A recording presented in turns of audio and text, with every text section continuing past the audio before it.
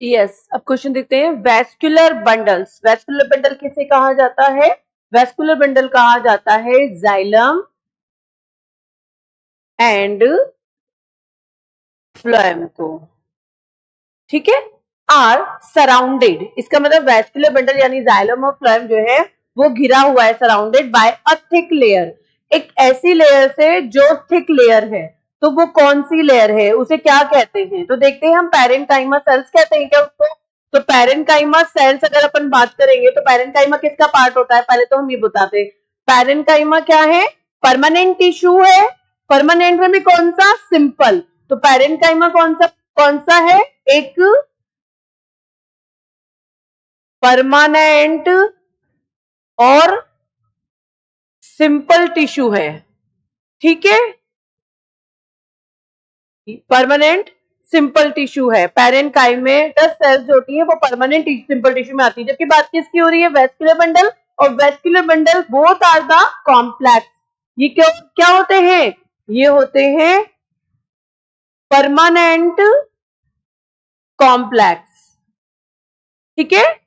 तो first answer हमारा क्यों नहीं है? क्योंकि parenchyma is a simple type of tissue, permanent but simple. Bulliform जो सेल्स होती है ये बबल शेप सेल्स होती हैं, bubble shaped cells which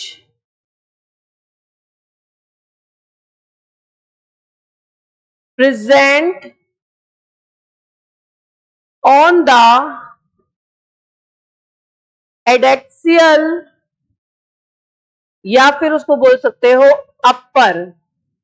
upper layer of epidermis.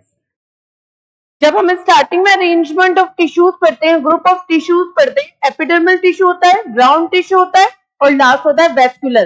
तो ये तो किसका हो गया पार्ट? एपिडर्मल टिश्यू का पार्ट हो गया। तो हमसे पूछ रहा है वेस्कुलर बंडल, और vascular bundle it is a permanent complex tissue. मेरी बात समझ में आ गई? तो ब्यूलिफॉर्म सेल्स भी नहीं होंगी।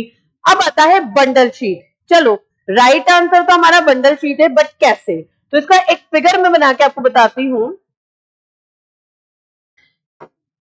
ये एक स्ट्रक्चर इस तरीके से होता है, जो एक थिक वॉल होती है और क्या कवर करती है? वो कवर करती है किसको? जाइलम और फ्लोएम को। बात समझ में आ गई आपको?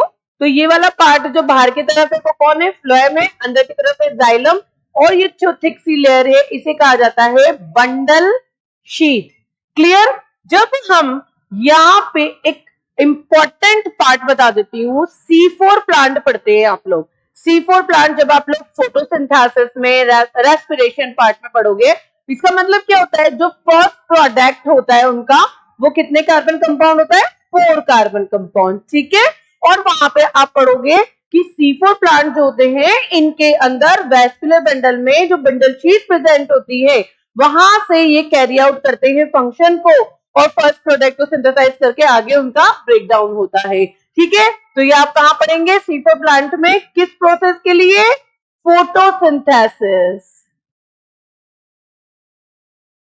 ठीक है। बात समझ में आ गई? बंडल शीट का मोस्ट इंपॉर्टेंट रोल है, बट यहाँ इस क्वेश्चन में उसको डिस्कस नहीं करना है हमें, सिर्फ आपको हिंट दे दिया जा रहा है कि बंडल शीट जो होते हैं आगे के फंक्शन को भी कैरी आउट करती है कुछ स्पेशल प्लांट के क्रेंस एनाटॉमी में, ठीक। अब बात करते हैं, आंसर तो हमें पता चल गया, लेकिन फ्लोएम पैरेन्काइमा क्यों नहीं है? फ्लोरेन्काइमा इसलिए नहीं है क्योंकि उन्होंने बोला vascular bundle are surrounded by, और phloem parenchyma is a part of the phloem, यानी कि वैस्कुलर बंडल। हम इसको ऐसे बात करते हैं, हमारे पास वैस्कुलर बंडल है, और वो कितने तरीके के हैं? 2 तरीके के हैं। कौन कौन से? Xylem, phloem. फिर इनकी भी कैटेगरी होती है 4 कैटेगरी, और इनके भी 4 पार्ट्स होते हैं। क्लियर हो गया?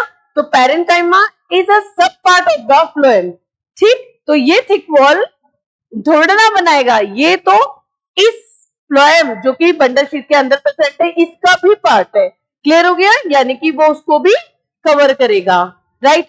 तो ये आंसर हमारा नहीं होगा। राइट आंसर क्या है? Bundle sheath sales.